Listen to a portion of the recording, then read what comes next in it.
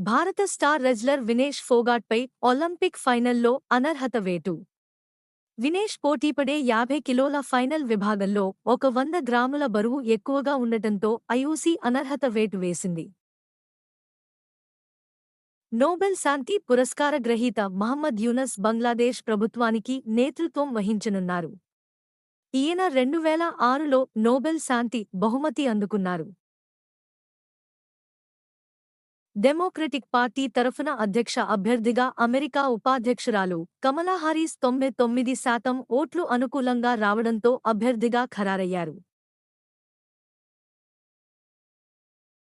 Defence research and development organisation plastic నుంచి పర్యావరణాన్ని జరిగే నష్టాన్ని నివారించడానికి కీలక ముందడుగు వేసిందని డీఆర్డీఓ శాస్త్రవేత్త డాక్టర్ కె వీరబ్రహ్మం ఆయన బృందం కలిసి ఆవిష్కరించిన బయోడిగ్రేడబుల్ ప్యాకేజింగ్ సాంకేతిక పరిజ్ఞానాన్ని 40 పైగా పరిశ్రమలకు ఉచితంగా బదిలీ చేశారు.